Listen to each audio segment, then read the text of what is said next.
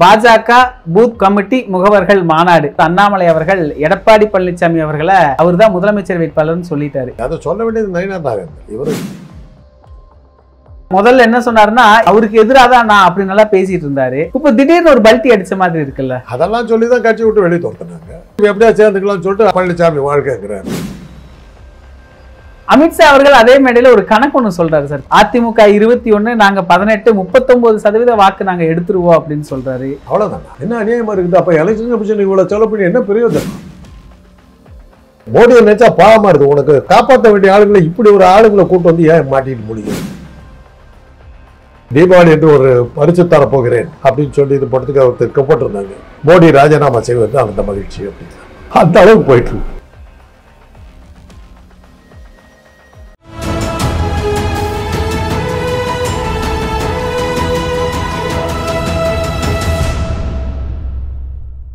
தமிழ் நிறம் நேயர்களுக்கு வணக்கம். இன்று நம்மிடையே மூத்த அரசியல் விமர்சகர் டாக்டர் காந்தராஜ் அவர்கள் இணைந்திருக்கிறார். சார் வணக்கம். சார் வணக்கம். நெல்லையில பாஜக பூத் கமிட்டி முகவர்கள் மாநாடு. இதுவரைக்கும் எதிர்கட்சி தலைவர் எடப்பாடி பழனிசாமி அவர்களை பாஜக தேசிய ஜனநாயக கூட்டணி முதலமைச்சர் வேட்பாளர் சொல்லல அப்படின்னு ஒரு பேச்சு நிலவி இருந்தது. பாஜகவுடைய முன்னாள் தமிழக தலைவர் அண்ணாமலை அவர்கள் எடப்பாடி பழனிசாமி அவர்களை முதலமைச்சர் ஆக்கிறதுக்காக நம்ம உழைக்கணும் அப்படின்னு அவர் தான் முதலமைச்சர் வேட்பாளர்னு சொல்லிட்டாரு. எப்படி பாக்குறீங்க சார்? அவர் அந்த கட்சியில் என்னவா இருக்காரு? பாஜகவில் மூத்த தலைவர் இருந்தார். இன்னைக்கு அவர் ஒன்றும் இல்லையே. அவரை எடுத்தாச்சு. அதை சொல்ல வேண்டியது நயினார். இவர் இல்லை. இவர் இன்னும் தன்னை வந்து பாஜகன்னு சொல்லி சுற்றிக்கிட்டு இருக்காரு. ஜாக்கிரதா. அவர் சொன்னால் கேட்பாங்களா என்னங்கிறது தெரிஞ்சுக்கணும். அவர் என்ன பண்ணுறாருன்னு தெரியும் நமக்கு. அவரை நம்பி மாட்டிக்காதீங்க. அவர் கட்சியில் ஒன்றும் இல்லை. இப்போ காந்தராஜ் சொன்னால் வந்து அமித்ஷா கேட்பாரா? ஆனால் அமித்ஷா இருக்கிற மேடையில் தானே சார் சொல்கிறாரு. அப்புறம் என்ன பண்ணார்? அமித்ஷா பேரை சொல்லும்போது அமைதியாக இருந்தது கூட்டம். இவர் பேரை சொன்னோன்னா 6 பேர் வச்சு கைத்தெடுது. கூட்டத்தை கூட்டு வந்து அமித்ஷா கிட்ட நான் இன்னும் பவர்ஃபுல்லாக இருக்கிறேன்னு சொல்லி பதவிக்காக அமித்ஷா கிட்ட தான் பவர்ஃபுல்லாக இருக்கிறதா காட்டினார். அமித்ஷா இன்றைக்கி ஒன்றும் கொடுக்கலையே அவருக்கு. அண்ணாமலைக்கு முதலமைச்சர் பதவி கொடுக்குறாரு இல்லையா? அண்ணாமலைக்கு ஒன்றும் இப்போ கிடையாது. இப்போ பழனிசாமிக்கு முதலமைச்சர் பதவி கொடுக்குறாரோ இல்லையா தெரியல. அண்ணாமலைக்கு பதவி கிடையாதுங்கிறது உறுதியாக இருக்காங்கல்ல. இன்றைக்கி ஒன்றும் அவருக்கு இவ்வளோ எல்லாம் ஆட்டம் போட்டு கூட அண்ணாமலைக்கு ஒரு பதவி கிடைக்கல. அமித்ஷாவோட விட தான் பெரிய ஆளுங்கெல்லாம் காட்டி போய்தான் நடக்குது. ஆனா இப்படி ஒரு பார்வை இருக்குல்ல சார். ஏன்னா முதல்ல என்ன சொன்னாருன்னா இபிஎஸ் அவர்களை தற்கூரி, அவருக்கு மாற்றுதான் நான், அவருக்கு எதிராக தான் நான் அப்படின்னு நல்லா பேசிட்டு இருந்தாரு. இப்போ திடீர்னு ஒரு பல்ட்டி அடிச்ச மாதிரி இருக்குல்ல. அதெல்லாம் சொல்லி தான் கட்சி விட்டு வெளியே தோர்த்தினாங்க. சரி எப்படியா சேர்ந்துக்கலாம்னு சொல்லிட்டு பழனிசாமி வாழ்க்கைங்கிறாரு. அப்புறம் தன்னை கூட்டம் இருக்கிறதா காட்டுறதுக்காக ஒரு பெரிய இது வந்து அமித்ஷா பேர் சொல்லும்போது கூட அமைதியாக இருந்த அந்த கூட்டம் இப்போ அண்ணாமலை கூட்டத்தை காட்டி பார்த்தீங்களா எனக்கு எவ்வளோ ஆளெலாம் இருக்குது. ஒன்றும் அமித்ஷா ஒன்றும் அவன் அசைஞ்சு கொடுக்குற மாதிரி தெரியல. பார்க்கலாம் என்ன. அமித்ஷா அவர்கள் அதே மேடையில ஒரு கணக்கு ஒன்று சொல்றாரு சார். பாத்தீங்களா? அதிமுக 21, நாங்க 18, 39% வாக்கு நாங்க எடுத்துருவோம் அப்படின்னு சொல்றாரு. அவ்வளவுதான். அப்படிதான் சொல்றாரு சார். எலெக்ஷன் கமிஷனை கையில் வச்சுட்டு 39, அப்ப 60% வேற ஆளுங்களுக்கு போதா? என்ன அநியாயமா இருக்குது. அப்ப எலெக்ஷன் கமிஷன் இவ்வளவு செலவு பண்ணி என்ன பிரயோஜனம்? எதிர்கட்சிகளுக்கு 20%, எனக்கு 80% சொன்னதா அப்படிதான் அவர் ஒர்க் பண்றாருன்னு நான் நினைச்சிட்டு இருக்கேன். எலெக்ஷன் கமிஷன் மனசில் வச்சுட்டு தான் இவ்வளவு பேசிக்கிட்டு இருக்காரு. இன்னைக்கு அது மாட்டிக்கிச்சு. என்ன பண்ணுறதுன்னு தெரியல. இப்போ பதட்டத்தில் வளர்றாரு. ராகுல் காந்திக்கு போகிற கூட்டமும் ஏங்க நாடாளுமன்றத்தில் மோடியும் அமித்ஷாவும் வர்றாங்க. ஓட் ஷோர்னு கத்துறாங்க. வாயை திறக்கலே பேசாமல் தான் இருப்பேன் உட்காந்துட்டேன். வாயை திறக்கணும். அதனால தான் மோடி பார்லிமெண்ட்டுக்கு வரமாட்டேங்கிறாரு. உலகம் பூரா போயிடுச்சு இல்லை இந்த தகவல். அகில உலகத்திலையும் பேசலாம்.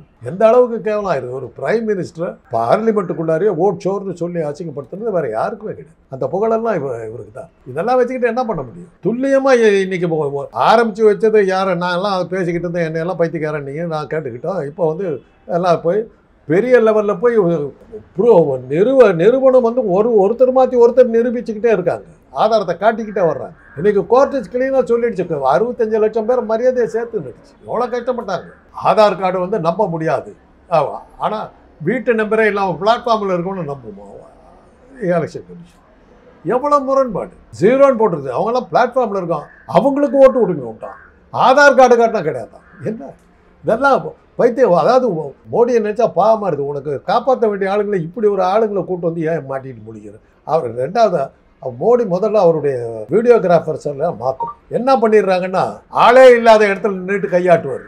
இவனுக்கு பின்னாடி இருந்து எடுப்பாடு. யாரை பார்த்து கையாட்டுறாருன்னு சொல்லி பாதி வேற போடுவாங்க. ஒரு ரோடு ஒன்று திறக்கிறாரு, 2 பக்கம் ஈக்காக்கா இல்லை, கையாட்டிட்டு நிற்கிறாரு ஜீப்பில் ஏறிக்கிட்டு. யாரு கையாட்டுறாரு? இப்படி அந்த படம் எடுக்கிறவங்களுக்கு தெரிய வேணாம். இது கூட ப்ரிப்பேர் பண்ண முடியாமல் ஒரு கட்சி நடத்திக்கிட்டு இருக்கு. என்ன காரணம்னா, எலெக்ஷன் கமிஷன் நம்மகிட்ட இருக்குது, மக்கள் ஓட்டு போட வேண்டிய அவசியம் இல்லை, எல்லா ஓட்டு நானே போட்டுக்கிறேன் போது யாரை என்னத்தை மதிக்கணுங்கிற தைரியத்தில் இருந்தாங்க. இன்றைக்கி மாட்டிக்கிட்டு முழிக்கிறாங்க. ஓட்டு போட வேண்டிய கட்டாயம் வந்துடும் போட்டிருக்கு, மக்கள் ஓட்டு போட்டுருவாங்க போட்டிருக்கு. அந்த கணக்கு தான் வந்து தேர்தல் ஆணையம் வந்து அதை தான் எண்ண வேண்டியிருக்கும் போட்டிருக்குங்கிற ஒரு பயம் வந்துருச்சு. அந்த பதட்டத்தில் தான் என்னடா இது எல்லாமே காலம் வரிடுச்சுங்கிற பதட்டத்தில் தான் இப்போ அமித்ஷாவுடைய பேச்சுக்கள்லாம் பாருங்கள். உன்னை ஒழிச்சிருவேன், உன்னை தொலைச்சிருவேன், நீ நாசமாக போயிடுவேன், நீ வரமாட்டேன், இப்படிலாம் பேசுகிறாங்க. அதுக்கு என்ன புரியும் காரணம்? பதட்டம். வந்துடுவாங்க போட்டிருக்கு. நம்ம கதி என்ன ஆகும்? ஃப்ரெஞ்சு புரட்சி. அவருக்கு இங்கிலீஷ் படிக்க தெரியாது, அவர் யாரும் படித்து சொன்னால் புரியும். ஃப்ரெஞ்சு புரட்சியில் என்ன ஆச்சு? இந்த ஆட்டம் தானே போட்டுக்கிட்டு. நெப்போலியன் அப்படி தானே சொன்னேன், என்னை யாருமே ஜெயிக்க முடியாது என்று நினைத்து கொண்டிருந்தேன். எல்பா தீவில் என்னை சிறையில் அடைக்கிற வரையில், எல்பா தீவில் இருக்கிற சிறையில் பாஸ்டிலியன் வந்த சிறை பேர் அந்த ஜெயிலில் அடைச்சி பார்த்தா தெரிஞ்சது, ஓ நம்மளை கூட கைது பண்ணி உள்ளே போட்டுருவாங்க. ஜெயிலே செத்து போட்டான். ஏபிள் வாசாய் எர் ரைசா எல்பா எல்பா தீவில் இருக்கும் சிறையை பார்க்கிற வரையில் என்னை யாரும் வெல்ல முடியாது என்று நான் நினைத்தேன். அதுதான் அதுக்கு அர்த்தம். Famous code. இதெல்லாம் மோடிக்கும் அமித்ஷாவுக்கும் சொல்லணும். வழக்கமா அதிமுக பாஜக கூட்டணி அமைச்சதுல இருந்து ஒரு பிரச்சனை, ஒரு பேசு பொருள் அப்படின்னா அமித்ஷா சொல்லுவாரு கூட்டணி ஆட்சின்னு. எடப்பாடி பழனிசாமி அவர்கள் சொல்லுவாரு நான் தான் கூட்டணிக்கே தலைவர், நான் எடுக்கிறதா தனி பெரும்பான்மையோட ஆட்சி அப்படின்னு சொல்றாரு. கொஞ்ச நாளா இது அமைதியா இருந்தது. இப்ப மறுபடியும் வந்து அமித்ஷா மீண்டும் ஆரம்பிச்சிட்டாரு, தேசிய ஜனநாயக கூட்டணி ஆட்சி அமையும் சொல்லிட்டாரு சார். அதெல்லாம் அவர் சொல்றது ரைட்டு. தேசிய ஜனநாயக கூட்டணியில யார் இருக்கா? அவங்கள கேட்டாலே ஒரு 2 கட்சி சொல்லுவாங்க. என்டிஏ கூட்டணியில எந்த கட்சியெல்லாம் இருக்குன்னு முதல்ல அதை அமித்ஷா சொல்லணும் இல்லை, அதுக்கப்புறம் தான் நம்ம மற்றெல்லாம் பேசலாம். தெரிஞ்ச அளவில் வந்து விஜய், பழனிசாமி, சீமான், இந்த 3 பேர் தான் இருக்காங்க. வேறு யார் இருக்குன்னா? பாட்டாளி மக்கள் கட்சி எங்கே போவாங்கன்னு யாருக்குமே தெரியாது. அதே மாதிரி தேமுதிக இருக்குதான்னு கூட தெரியல. இன்றைக்கி விஜயகாந்துக்கு பர்த்டே போட்டுருக்கு. நான் இன்றைக்கி அந்த ஆஃபீஸ் பக்கமாக தான் வர்றேன். இதுக்கு முன்னாடிலாம் 1000 கணக்கில் அப்படியே கூடி நிற்பாங்க. ஏன்னா நீ கூட்டம் அப்படின்னு கேட்டாங்க, விஜயகாந்த் பர்த்டே ஒரு 10, 50, 60 பேர் நிற்கிறாங்க. அவ்வளோதான் இருக்குது. செல்வாக்கு போயிடுச்சு. என்டிஏ கூட்டணியில் யார் இருக்காங்கன்னு சொல்லட்டும், அதான் அந்த கூட்டணி ஆட்சி அமைக்கதான் பார்ப்போம். அதுக்கப்புறம் தான் நம்ம பேசணும். இப்போ மறுபடியும் எடப்பாடி பழனிசாமி அவர்கள் தனி பெரும்பான்மையோட நாங்கள் ஆட்சி அமைப்போம் அப்படின்னு சொல்றாங்க. இது எப்படி சார் ஒரு குழப்பமா இருக்கு இந்த கூட்டணியில்? அதை அவர் சொல்லிட்டு தான் இருப்பார். எலெக்ஷனில் முதல்ல அவர் நிற்கிறாரான்னு முடிவு எடுக்கட்டும். 3 எலெக்ஷனை அவர் நிற்கல, மறுபடியும் எலெக்ஷனில் நிற்பாராங்கிறது முதல்ல பார்க்கலாம். அதுக்கப்புறம் தான் அவர் பற்றி பேசணும். இப்போ உங்க அரசியல் பார்வை என்ன சார்? அமித்ஷாவோட கணக்கு என்னவா இருக்கு இதை சொல்றதுனால? அமித்ஷா ஒரு கணக்கு இல்லை, அவருக்கு இருந்ததெல்லாம் ஒரே கணக்கு தான். தேர்தல் ஆணையத்தை கையில் வச்சுக்கிட்டு இருந்தார், அதில் வந்து மேனிபுலேட் பண்ணி ஜெயிச்சாருங்கிறது தான் உண்மை. தேர்தல் நேர்மையாக நடந்தால் ஒரு இடத்தில் கூட காஷ்மீரிலிருந்து கன்னியாகுமரி வரையில் ஒரு இடத்தில் கூட பாஜகவுடைய ஆட்கள் யாருமே ஜெயிக்க மாட்டாங்க. தேர்தல் நேர்மையாக நடந்தால். இன்னைக்கு பீகார் நடக்கிறதெல்லாம் பார்க்கும்போது நமக்கு நம்பிக்கை வருது. Chances are very high. யாருக்குமே ஒரு முடிவு வருது, அவங்களுக்கு நேரம் முடிஞ்சு போச்சு. அது நாட்டு மக்களுக்கு தீபாவளி என்று ஒரு பரிசு தரப்போகிறேன் அப்படின்னு சொல்லி இது போட்டதுக்கு அவர் போட்டிருந்தாங்க.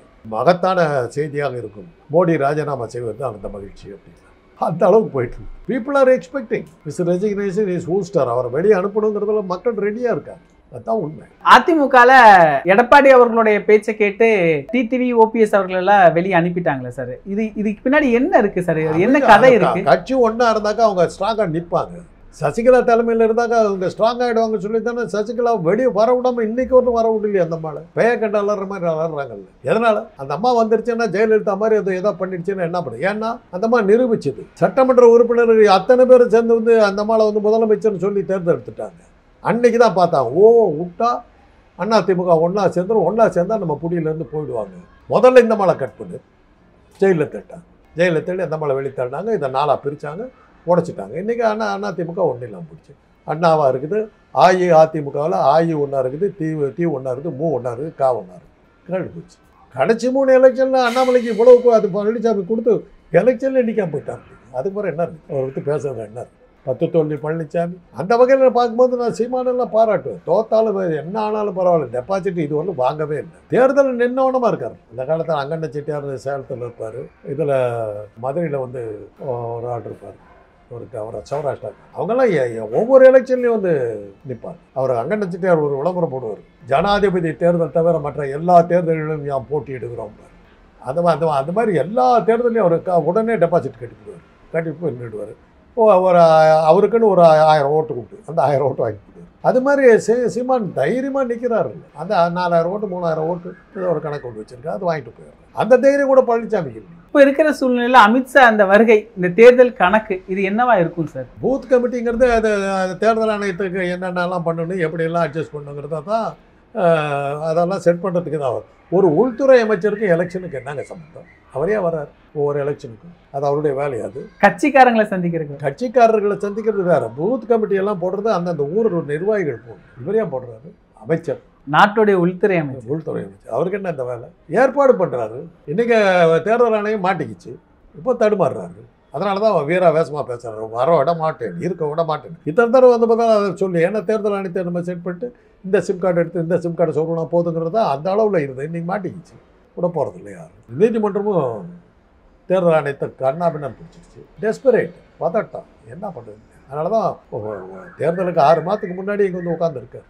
ஒவ்வொரு ஊருக்கும் போகணும். பீகார் கையை விட்டு போயிடுச்சு, ஏறத்தாழ கைவிட்டு போயிடுச்சுங்க. ஆமாம், அவங்க அது தேர்தலே நடக்குமாங்கிறது ஒரு சந்தேகத்துக்கு வந்துருச்சு. இதுக்கப்புறமும் பாஜக ஜெயிச்சதுன்னா ஃப்ராடுங்கிறது தெளிவாக தெரிஞ்சு போயிடுவேன். இதெல்லாம் வந்து அந்த காலத்தில் இந்திரா காந்தி பண்ணாங்க. உலக நாடுகள் பூரா எதிர்ப்பு தெரிவித்தது பூரா தான் நான் பேசாம அடங்கி போச்சு. இன்றைக்கி இவங்களுக்கு அந்த கதி தானே இருக்குது. ட்ரம்ப் வந்து உங்களுக்கு கொடுக்குற குடைச்சல் நான் சாதாரண குடைச்சலாக கொடுக்குறாரு. சைனா ஜின்பிங் வந்து ஓப்பனாக வந்து பாகிஸ்தான் வாழ்க்கட்டு போகிறாங்க. நீங்கள் சுற்றி எல்லா நாடும் உன்னை போட்டு மிரட்டிட்டு இருந்து அழுத்தத்தில் மாட்டிகிட்டு இருக்கிற நீ என்ன பண்ணுறதுன்னு தெரியாமல் இப்போ வெளிநாட்டு அழுத்தம், உள்நாட்டில் வந்து எதிர்கட்சிகள் கொடுத்துருக்கிற அழுத்தம், கோர்ட்டு கொடுத்துருக்கிற அழுத்தம், அமலாக்கத்துறை வந்து கையாளாக நிலைமைக்கு போனதாக இது இவ்வளவும் சேர்ந்து அவங்கள என்ன பண்ணுறதுன்னு தெரியாமல் ஒரு டெஸ்பரேட் பதட்டமான ஒரு நிலையில் அந்த பாஜக இருக்குன்னு நம்ம பார்க்கணும். ஏதோ நீங்கள்லாம் ஏதோ சேர்ந்து அதிர்ச்சி ஏதோ பண்ணாதான். தற்கால அரசியல் குறித்தான பல தகவல்களை சுவாரஸ்யமாக பகிர்ந்து கொண்டதுக்கு நன்றி சார்.